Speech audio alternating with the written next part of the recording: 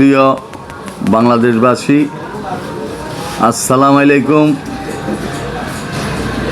আছেন ভালো আপনারা? অনেক দিন পর লাইভে আসলাম।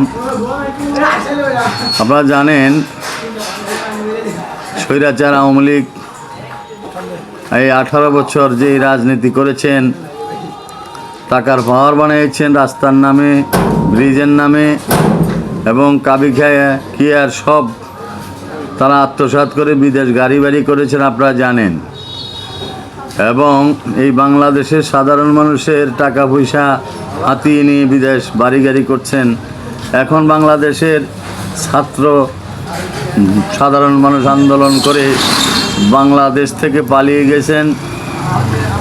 এই স্বৈরাচার দল আজকে বাংলাদেশের দায়িত্বে নিয়েছেন ডাক্তার ইউনূস সাহেব এবং তার উপদেষ্টা যারা আছে, তারা একটা নির্বাচন দিচ্ছেন 12 ফেব্রুয়ারিতে। আজকে এই ফেব্রুয়ারিতে নির্বাচনের মাধ্যমে গণতন্ত্র প্রতিষ্ঠিত হবে, দেশ স্বাধীনের প্রতিষ্ঠিত হবে।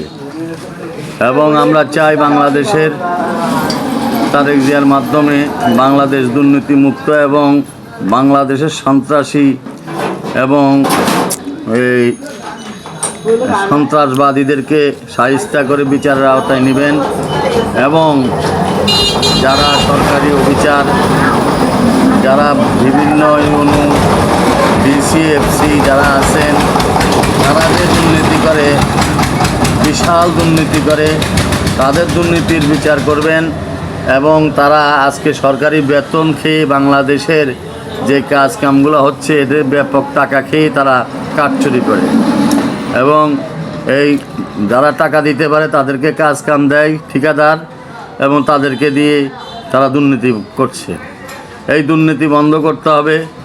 এবং আমরা চাই তারেক জিয়ার মাধ্যমে এই সারা বাংলাদেশের আমাদের খেতে খাটা মানুষ, সাধারণ মানুষ, কৃষক, শ্রমিক, মেহনতি মানুষের এই সরকার কাজ করার জন্য আমি অনুরোধ জানাচ্ছি।